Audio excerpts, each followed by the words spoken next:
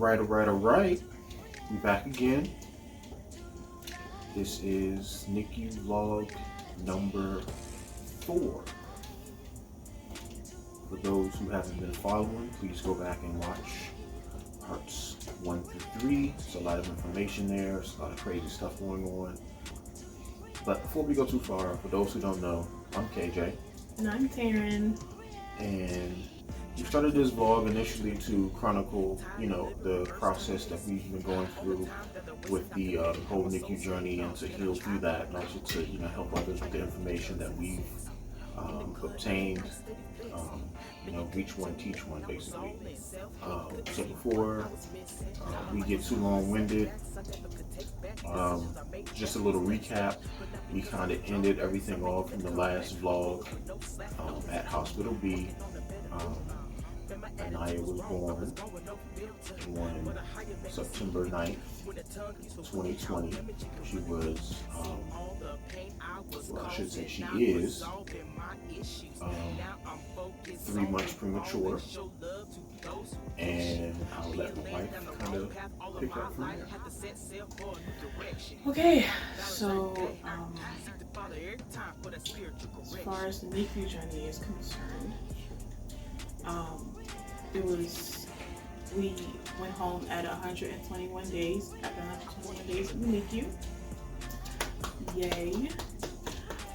She came home on January 7th. My days are mixed up now because I'm on maternity leave. January 7th at 4 p.m. She was discharged. She actually was supposed to be discharged on Wednesday, January 6th.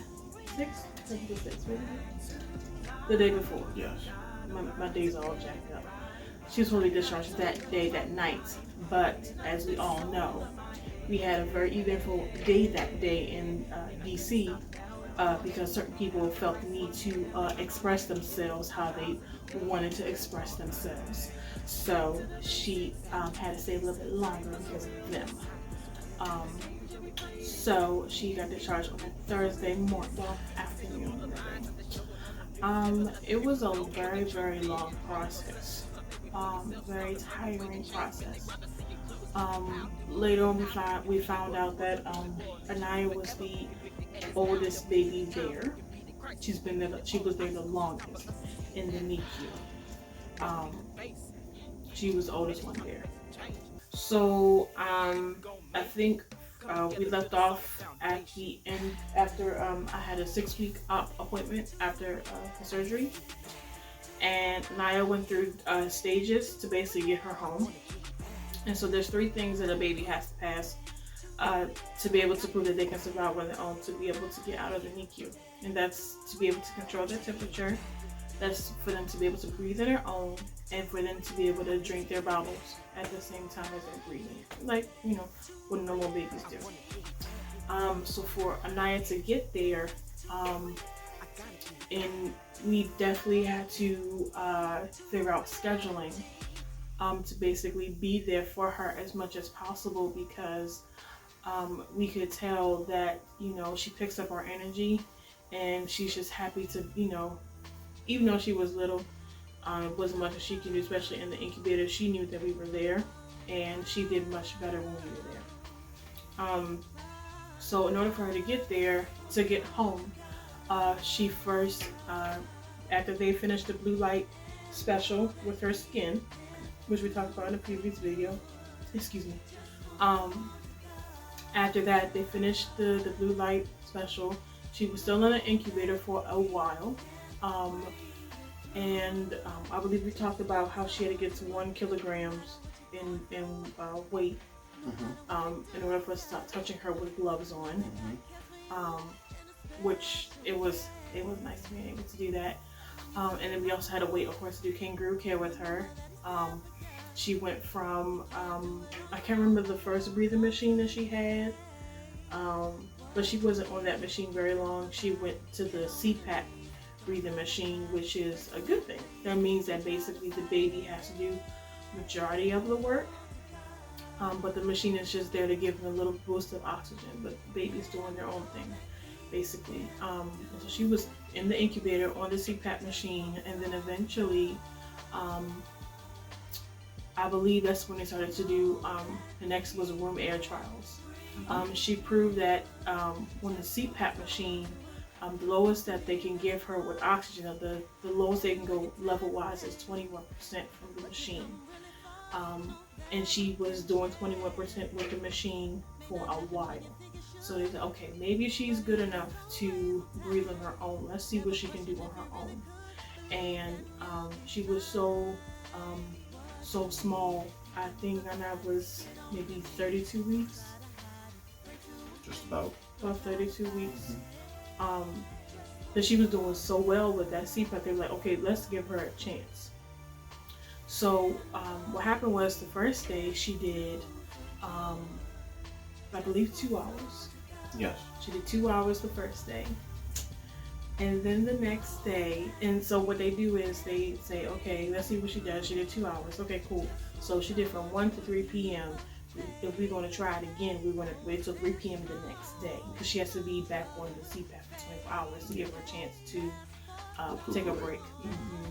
So the next day, she did 15 hours. From 2 hours to 15 hours. And they were amazed. We were all amazed. I think all of us was. And then they gave her a break. And then the next time she went a couple of days. Mm-hmm. It was a couple of days. And we were just, she shocked everybody. So we were just, on watching her on the camera, the live stream, watching her. We just kept looking like, oh, she's still in CPAP. Oh, she's still off. We was just, rooting for her and just encouraging each other. That we got a long way to go, but there is some light to the end of this part of the journey. And they made us feel like she was going to be okay. She did have some setbacks. Sometimes she would go, and then she would just crash and just be on a CPAP machine for like a few days. And we did get a little bit discouraged, but when we were having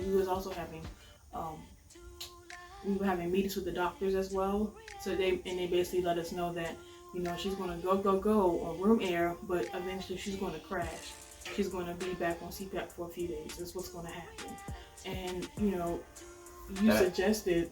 Yeah, that really irritated me. Yeah. Because I just felt like, and I went, while we were speaking to the doctor, I gave the analogy of a rubber band. And I felt like basically what they were doing was they were stretching her to her limits. And when you have a rubber band, if you continually stretch that rubber band to its limits, eventually it's going to fatigue and pop.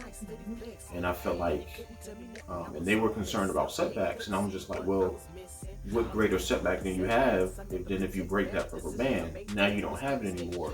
It would be a better way to just gradually extend her, which would mean instead of letting her go as far as you could possibly go and then having her back on the CPAP machine until she recuperates, how about you just kind of stagger her and you start from 24 hours and it's like, okay, cool, then we'll go to 30 hours. All right, cool. And then we'll go to 36 hours, and you just kind of build it up that way. That'll be a more slower, smarter way to build up her endurance as opposed to just letting her just go balls to the wall and then just kind of whenever she falls is when she falls. And throughout, this whole experience, I really noticed that doctors just have their ways. They have their experience and they just rely on their experience, and this is just what they do. They go by the book. And but explain why they said they didn't want to do that. They basically did it to see what her limit is, and then go from there. Because what they said was they didn't want to do his idea because they didn't want her to be reliant on the breathing machine. Because if she knew that, okay, if I can go a day, I know tomorrow they're going to give me the machine back, she would end up relying on it. That's the reason why they didn't want to do that. But it kind of set her back. Yes, because during this whole time, she's not practicing how to eat. Mm-hmm. She's just working on the breathing thing. Mm-hmm. The doctor explained that when Anaya first came out, she didn't know the motion to suck or to swallow. So that's the reason why she needed feeding tubes, because her body just literally didn't know how to swallow it, and that mechanism wouldn't happen until it wouldn't develop until week 32. So basically, what this meant was, while at week 32, when she's on her room air trials, learning how to breathe, now she's able to drink from a bottle, but we're not practicing how to drink from the bottle because we're just practicing how to breathe. And so it was like the longer that's only thing you're worrying about this one thing, that's the longer you're not worried about the other thing. And eventually that's the reason why she was in the NICU for so long, because, you know, as we'll explain later on, she was having more trouble with the bottle than she did with breathing. And it wasn't necessarily that she was having trouble eating from the bottle. It was that she couldn't put everything together and breathe and eat. You know, we take it for granted. It's really easy. It's so hard for us, but for babies, they're really learning that. And we were, you know, really getting frustrated and trying to hide that frustration because we didn't want Anaya to pick up on our energy. And we're just looking at her like, why can't you get this? Why can't you get this? But, you know, like the doctors were saying, and like they warned us, and like my wife, someone from HR, she also had a NICU baby, and like, you know, like she told us as well, you know, that last step is going to take the longest. It's going to be the most frustrating because you're going to be looking at it like, why can't you do it? Like, right, because you eat, like you eat, like whatever. Yeah. But for them, it's like, no, like if you really think about, like, and let's just really think about it, like eating and drinking, right? If you really think about it, when you're drinking water, you're not breathing. You're not breathing. But you know, mentally, you're like, okay, I just finished. It's just an instinct, right? It's just, we were just, I guess, born with it. But for them, they weren't born with it. They have to learn how to do that. And that's a lot to ask for a human being to do. That's a lot. So, especially so young. Yeah. And so yeah, she struggled. And what they wanted was, they want her to be in room air trial for at least 48 hours before they start the bottle. And because they, you know, they balls to the wall, and she was crashing all the time. Like it was a period where she just kept crashing and she kept getting back on a CPAP. It would slow down the process to learn how to drink from the bottle. That's basically what happened. And she started with a tube in her the tube started in her intestines, and then the tube moved to her stomach through her mouth.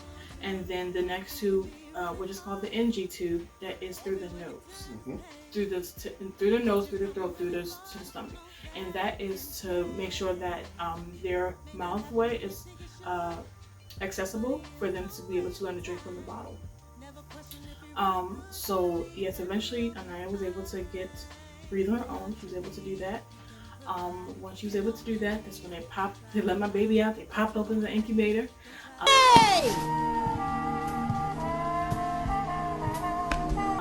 And so what they do is they pop the top first of the incubator for a few days to see how she does for her temperature, and then after that she gets put into a crib. But what started to happen was she started to teeter back to the CPAP when they put her in the crib. And so that kind of, well, for me, worried me a little bit because I was nervous that she was going to like get sent back and put back into the incubator, but which didn't happen. They kept her in the crib and just put her in the CPAP if she needed it. And then after she got fully done with the CPAP, that's when they really started to focus on bottle feeding. And the bottle feeding definitely was a process. It's the longest process because it's the last one, the last step. It's like you're putting every piece of the puzzle in there, and that's like the final piece that you have to get in. And she, you know, it was difficult because, for one, because of her size, we have to feed her a certain way because we still have to worry about her choking. Yeah, we can't feed her like a normal baby. Right. We can feed her on her side. Just do like that. We can't feed her like that. We have to sit her a certain way on her side and stuff, and kind of basically just prepare that if she chokes, everything can just literally fall right out of her mouth. It won't go back. Because again, she's still learning how to control all of that. So that's one. For me, it's easier because I'm bigger. I can just, you know, hold her real easy, and you know, it's nothing because, like I said, I'm bigger. For my wife, it was more difficult. She needed a stool. Yeah, I she needed a needed this. footstool and stuff. Like I really needed. So the person that teaches the baby how to eat is called a speech therapist, and basically, as a parent, it is basically. I mean, the speech therapist is going to talk to you, but it's basically your job. I mean, they can show you how to do it, but it's on you to go above and beyond. It's to really get it because that's what's going to get them out the NICU. You have to be able to feed them, or they're not going to let the baby go. One of the requirements is that you're able to give them six full bottles.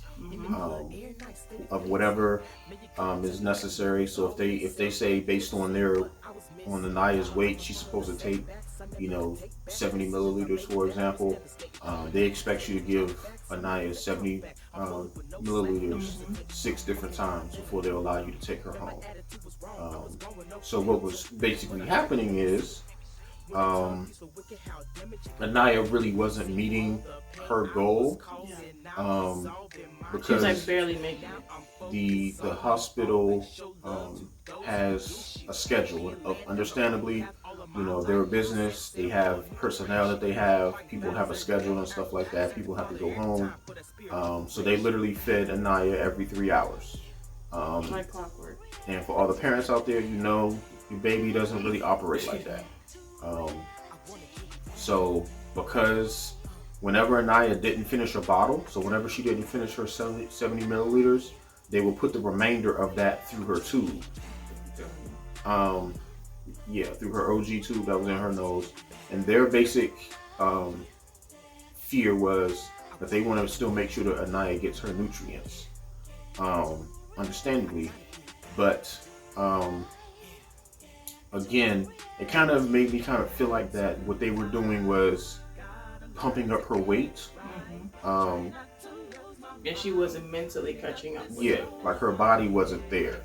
She ended up being an 8-pound baby when they discharged her, and I really don't think that her body understood that she was an 8-pound baby.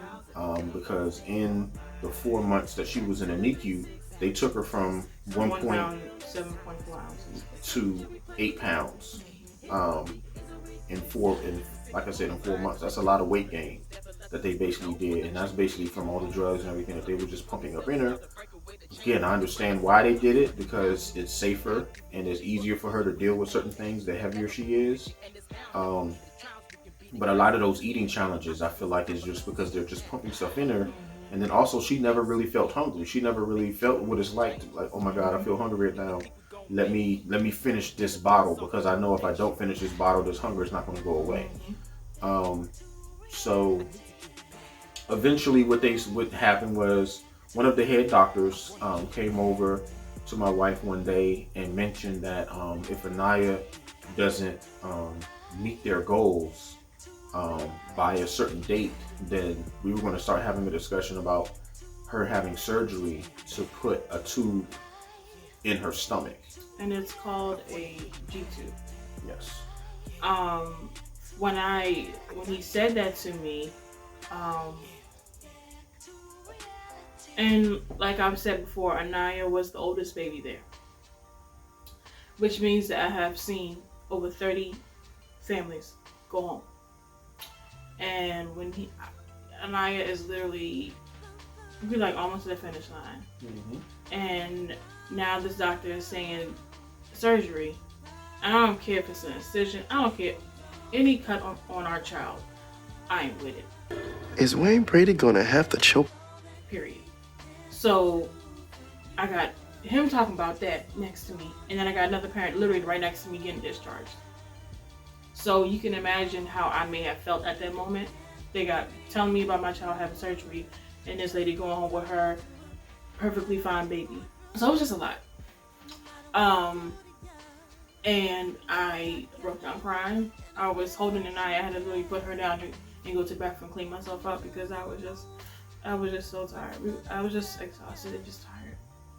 And of course, that's when I call him and tell him what's going on. We come home and we start talking about it. We start discussing about it, because of course, we didn't feel like she needed this surgery. Anaya was not so far back that she couldn't be able to successfully drink a full bottle.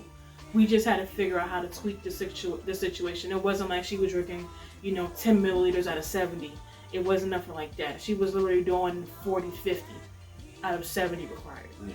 So it wasn't, she was close. She was extremely close. So we just like, okay, something's going on. We need to tweak this situation. Oh, yes. She was originally on breast milk. And then, so what started to happen was my supply of my breast milk just started to dry up. It just started to get to the point that I couldn't produce enough milk. The minimum, I couldn't produce enough in the amount of time that they were requesting the milk. So like, I would basically pump and like basically say what I was pumping. But when I was keeping it in the refrigerator, you can only keep it in the fridge for like 5 days. Or after that, it was bad. I wasn't pumping enough to make one bottle in 5 days. That's all of my supply was.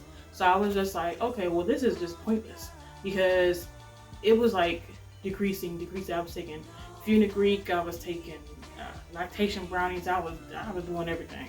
And I was doing power pumping, and it was just like, nope. I'm like, all right, well, it is what it is.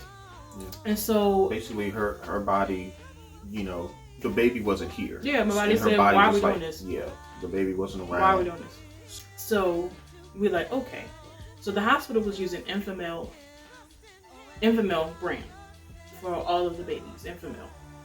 So we're just like, okay, well, we already noticed that Anaya's stomach was hurting a lot after they put her on the formula. Like, Anaya, her stomach was killing her. And like, she was always constipated. They was always giving her suppositories when they put a syringe up her little booty with some medicine in it to help her poop. She was constipated. Her stomach was jacked up. So it just slowly, gradually just backed everything off. Mm-hmm. And also around the time that this started happening, right around 32 weeks, between 32 and 35 weeks, when everything really started to slow down, was also when Anaya developed her instinct to swallow. So that's really, again, when they should have been able to start practicing, latching on and directly breastfeeding and stuff like that. But because the doctors did everything the way they did it, we never got that opportunity to do it. And so this is yet another side effect of they did their thing their way. And then now Anaya's on formula instead of breast milk. And so now we got to try to figure out if we can jumpstart the body again and start doing breast milk instead of doing formula. And they put her on the formula because instead of the donor's milk, they stopped her with the donor's milk because there were tinier babies that needed it. Mm-hmm. And I was, it's just like, okay, I can understand that. She's obviously gained enough weight. She is somewhat big girl now. She gets the formula now. And there's another baby that's going to need that donor's milk. And, I'm like, okay, that's fine. So that's when they put her on the Enfamil, and her stomach was jacked up. It was horrible. She smelled like a grown man, not a woman, a man. And you can smell her insides were not okay. They were not okay. And we didn't know there was other options out there until we had another meeting with the doctors just to go over like how Naya's doing and like just prepare for discharge and stuff like that. And they started to talk about Similac and the fact that she was going to go home Similac 22 calorie formula. And so what started happening was they started talking about this G-tube. And we're like, okay, well, she is almost at what they're asking her to do. Let's change the brand of formula because we already knew Enfamil made her upset. Let's try Similac. Let's try to do that. So we called the social worker. And we actually, I would say became very close with the social worker. She was good people. And I would suggest any NICU parent get close with the social worker to prevent any possible misunderstandings or questions. When you have a personal relationship with the social worker, not personal like y'all like best friends, but like the social worker feels like, oh, I know them. Let me call Mr. and Mrs. So-and-so real quick because I know they wouldn't do nothing like that. When you get a relationship with the person, then they'll, give you the courtesy to call you before something else unnecessarily happens. So I would suggest that parents do that, most definitely. But we called her. It was just like, yeah, they're talking about this G2, and we don't really agree with the situation. Can you just have can we set up a meeting with the doctors to come up with a game plan to get her home? Because at this point, she can do it. We knew that she could do it. Mm-hmm. But we just got to switch up the situation. The normal situation, like what they were doing, was not going to work for her because she's special, and that's fine. So, the doctors called us back, and the doctor was like, okay, mom, so what I'm going to do is I'm going to put her on this medicine that basically relieves fluids on her lungs so that she can drink the product better. Mm-hmm. I'm like, okay, that may help. Mm-hmm. But that's basically all that she wanted to do. And she basically was trying to bull guard me and was just like, I'm the doctor. I said what I said, and this is what we're going to do. And, we have a good cop, bad cop type of thing going on. Like, I can deal with the public. He's not a people person, and that's okay. So when we would talk to the doctors, I would basically be the nice person, and if they got out of hand, I'm like, all right, well, I'm just going to sick my husband on you, and that's what it's going to be.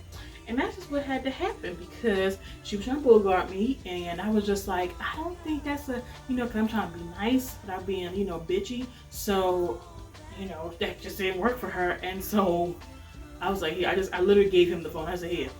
Because they had her, the medicine, the dietary medicine that they were referring to that relieved the fluid off the lungs, they had her on that before. They had her on that especially right around the time that they were doing the room air trials and stuff. Mm-hmm. And it does work. For whatever reason, Anaya, she just retains fluids.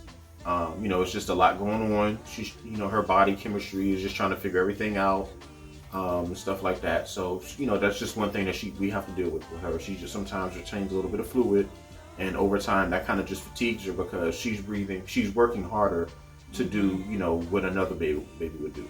Okay, fine.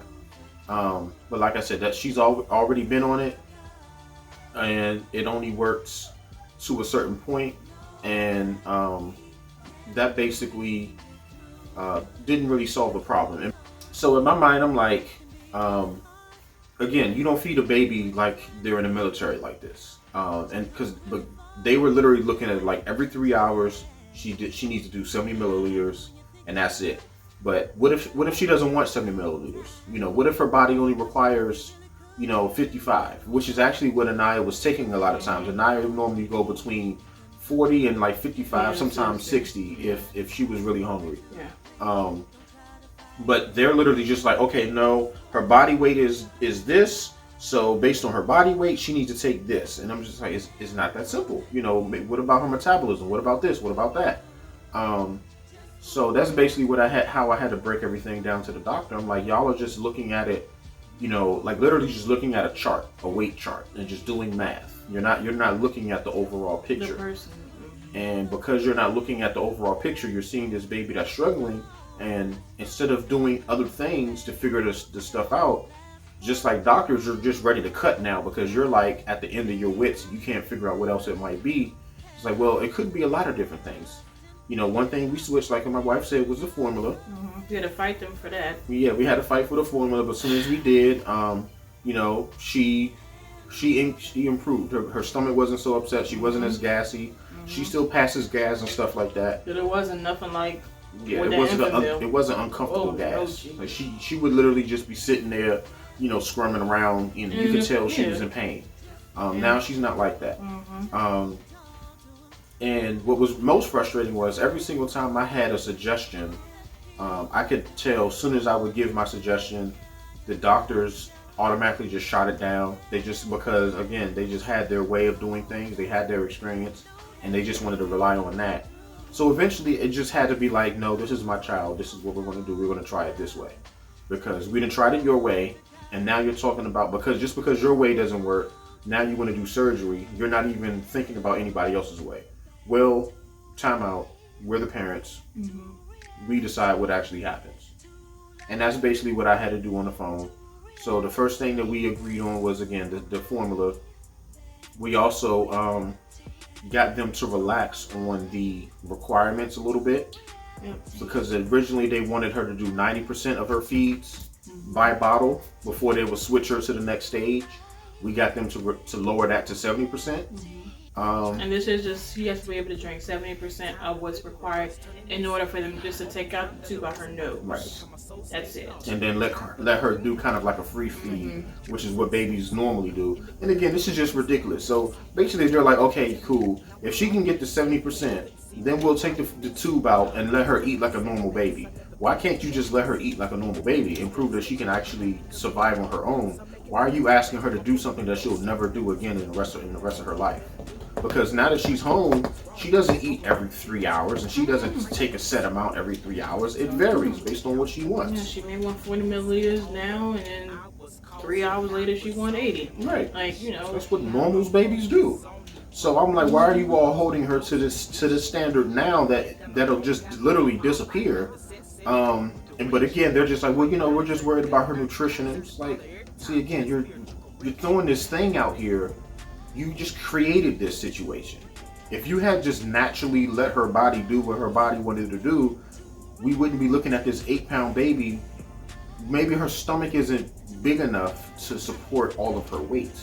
Maybe you did this on purpose, and now, well, not on purpose, but maybe you intentionally just kind of did what you did, thinking, okay, yeah, we need to have her gain as much weight as possible so that all these other things can go away. But now her body can't sustain this weight, and that's the reason why she's not eating what you want her to eat. So me and my wife also decided, okay, we're going to be the ones that feed her these bottles.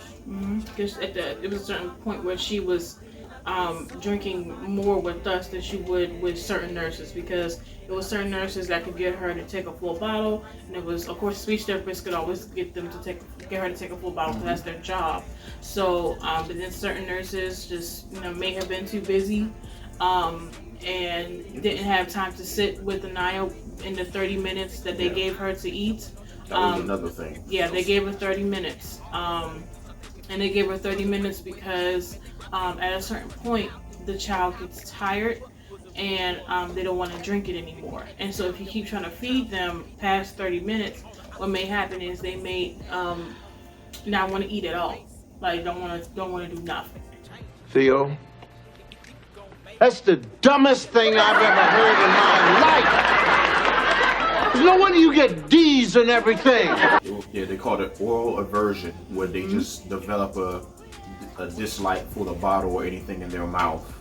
And so I get all of that, but it's also, let's be real, it's also the fact that they have other babies that the nurse has to get to, and they don't have time to be spending 45 minutes with each baby, which is understandable.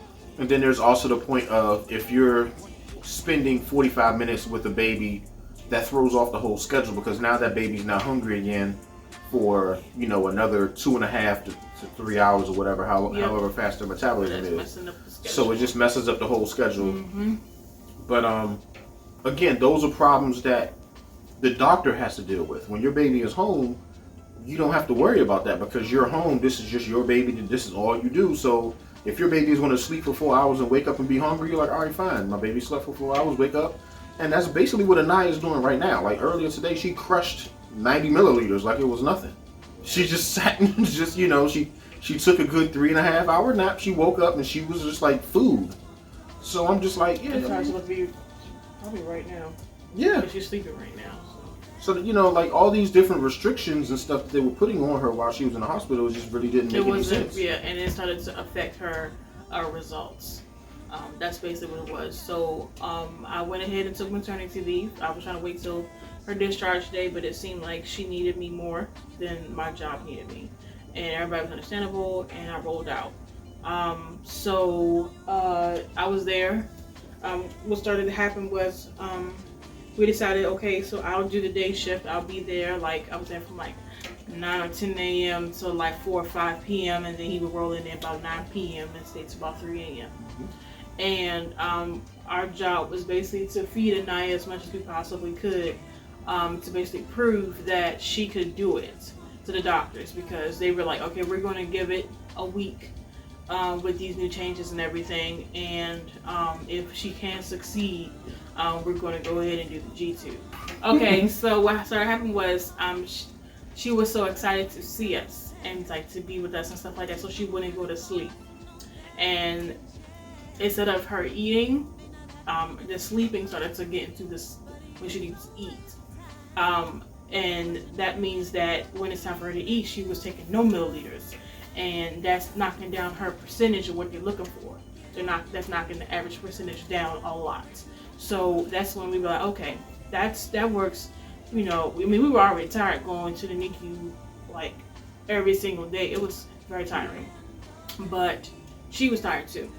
So what we did was, if I'm going to go in a day, I'm going to go in a day, and that's it. And then if he would go at night, that's the only person that would see her for that whole day. Like one parent, one day.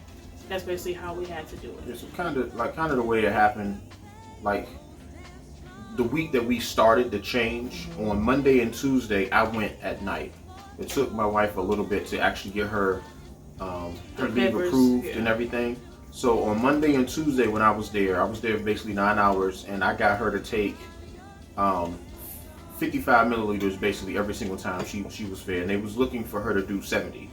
But the agreed upon number now was 70% and not 90%. So I was getting her to basically do like 75% of her feeds, which is basically exactly what they wanted.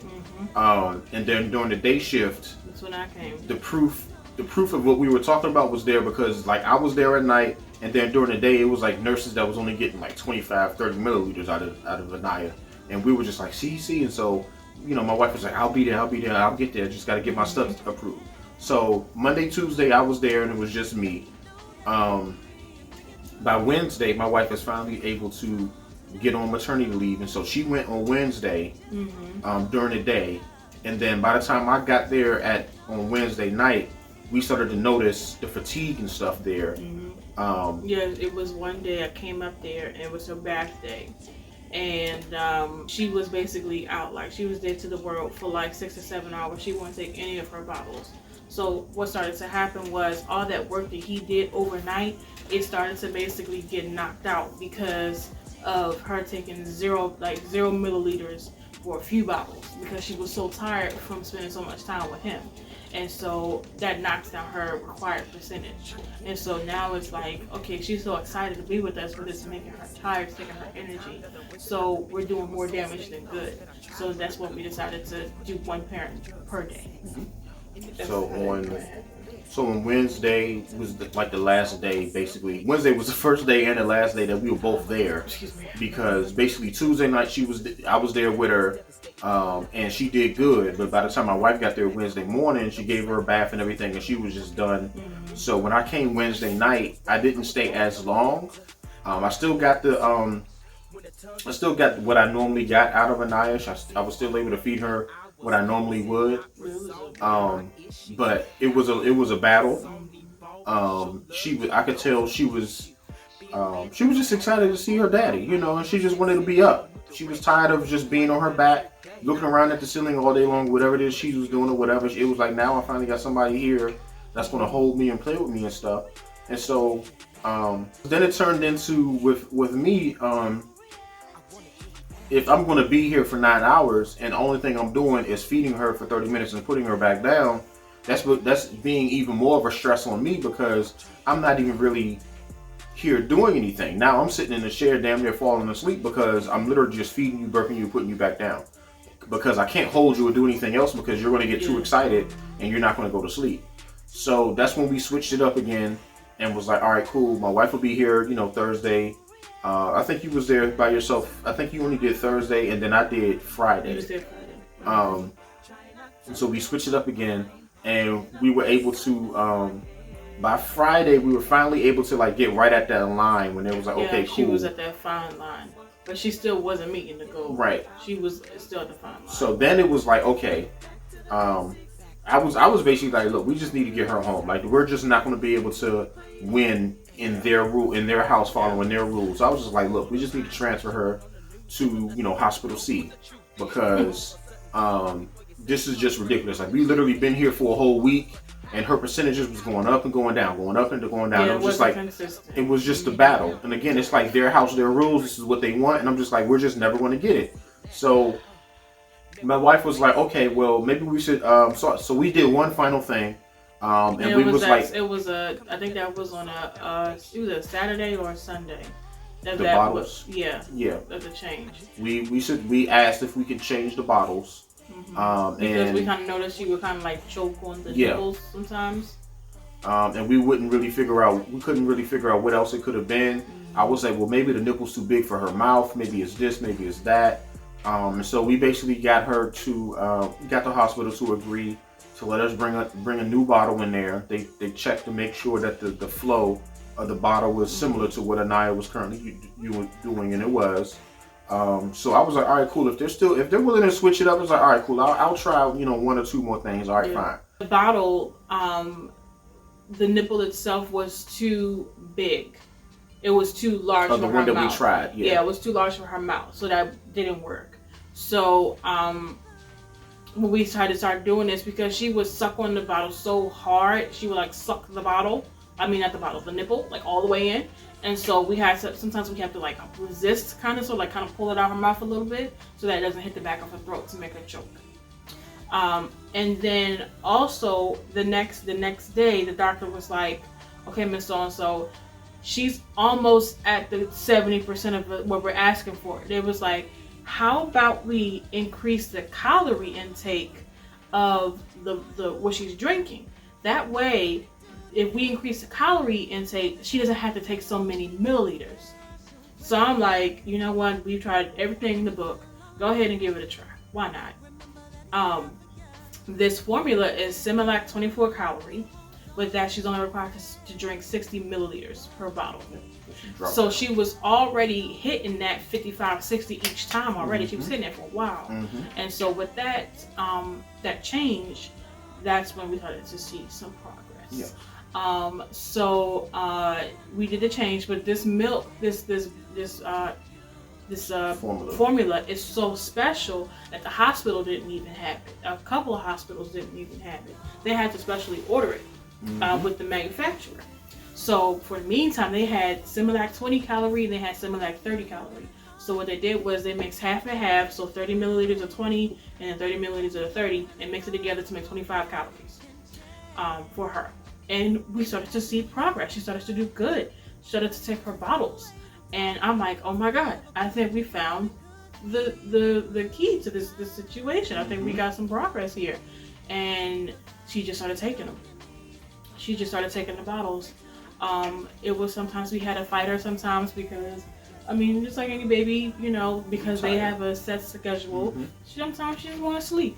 But we knew that if she's sleeping, that means that the time that we need for her to drink is going to take down her percentage. I'm like, you need to drink this bottle. So we had to fight her sometimes, wake her up and make her drink.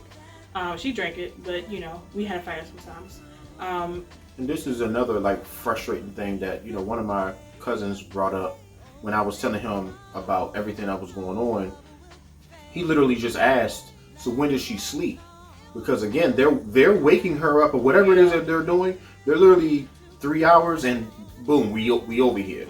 They're changing her diaper, they're doing her care, checking her temperature, doing all that other stuff that they normally do. Every 3 hours, like clockwork, they're over there. And it's like, well, what if Anaya doesn't fall asleep until like an hour before her cares? That means she's only getting an hour nap, and then you're just waking her up and expecting her to do all this other stuff. And upset, irritated, So again, it's like you're asking her to do something that's unnatural for a child, as opposed to just why are you making this a fight? It doesn't have to be like that. It was starting to become like we were fighting them all the time. Yeah, just to be realistic. Just to feed her. Whereas again, now that she's home, now she's on a regular. Well, her schedule is basically like whenever you're hungry. Yeah, eat. And I'm like, here's your food. If you want to eat, there's your food. And sometimes she doesn't take as much. Sometimes she might only do like 35, 40. But then the next one she's doing like 75, 80. A mile and a half. She's crushing it. I'm just like. So she's still getting the amount that they want her to get. It's just not in one sitting, which is sometimes what's going to happen. That's just what's going to happen. That's how it's supposed to be. Like she's been asleep. What time is it? She's been asleep. I think Anaya's been asleep almost about 4 hours, probably more than that. And when she wakes up, she probably gonna want about 2 bottles. I mean, doctors tell you not to let her go that long in between feeds and stuff like that. If she needs to sleep, then she's gonna sleep. If her body needs rest, give her body the rest. You can't expect her like every 3 hours to be able to perform like she's some Olympic athlete or something like that. It just doesn't work. So they basically switched her to this other special formula. You know, it's a headache of trying to get the formula because you can't go to Target or nothing like that to buy it. So special because she's so bougie. Yeah, you know, but this also kind of brings it all the way back to what I was saying before. They're basically trying to put more milliliters in her stomach than she physically can take, which is why she wasn't taking it. Now they bumped down the milliliters. She's only required to take 60 milliliters, and she consistently does that like it's nothing. And because we are not pushing for that extra 10 milliliters all the time, that's the reason why sometimes, like I mentioned earlier today, she did 90. Because I'm not trying to fill her up consistently with 90. It's just, if she just wants 90, she'll just take 90. And if her metabolism is there to do it and digest everything, then that's what it is.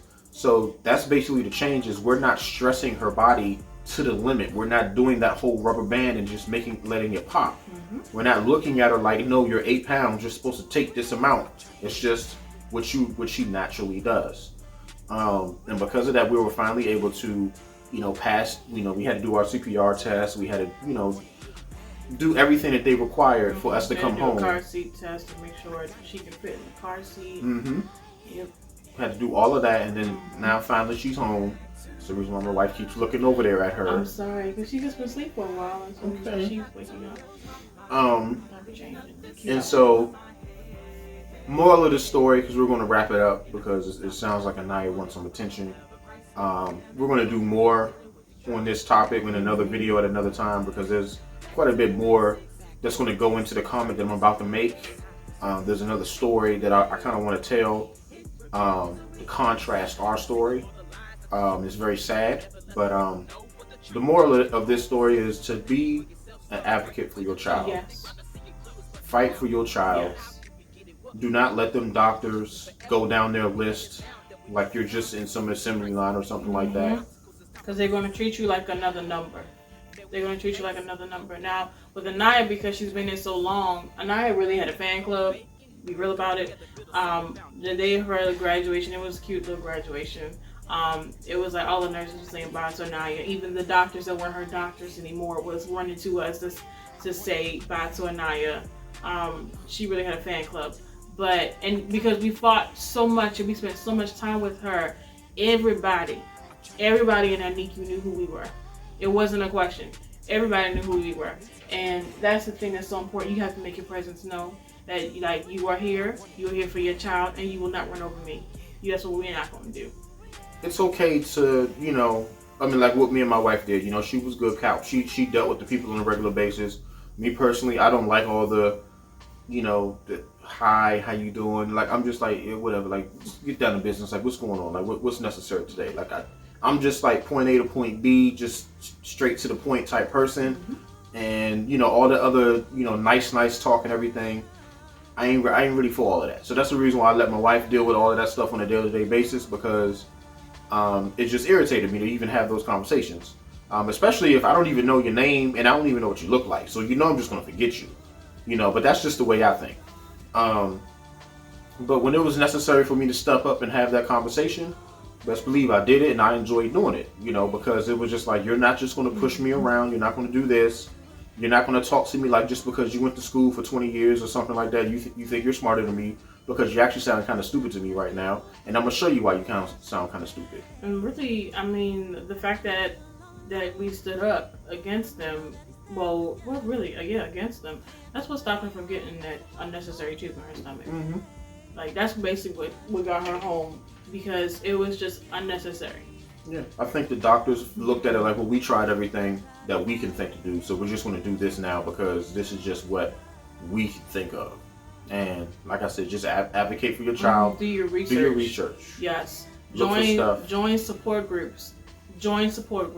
Because there's going to be somebody in there that you're going to see a post, And when it happens to you, you're gonna be like, oh man, I remember when so and so posted this. Let me go back to that post and read about it. Or let me go ask some questions. It's, oh my gosh, I don't know how many times I was seeing stuff in the group, and at the time when I read it, I didn't understand. But then when it happened to us, I got it, and I referred back to it and asked that person questions so that we could prepare to ask the doctors questions. So yeah, advocate for your child. Do your research. Try everything.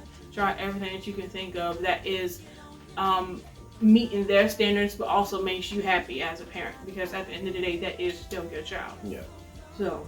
And you sometimes I feel like you have to remind them that that's your baby. Yeah, because they treat the child like it's their like baby. And it's kind of cute from one perspective. But it's like, all right, cool. I see that you care, but at the same time, it's just like, again, you all work for me, Let's get this straight. Like, I'm the coach of this team, and you're the player. I give you the orders and you do them. Like, let's get this understood of what roles that we actually play here. And that's basically what I had to do when I had the conversation, was like, because I was ready for the doctor to be like, well, we're all on the same team. We all want the same thing. Like, you were right, but I'm the coach of this team. So, just remember that. Without further ado, let me end this video by saying, just waking up. If no one has told you yet, let me be the first to say that I love you. Bye. Just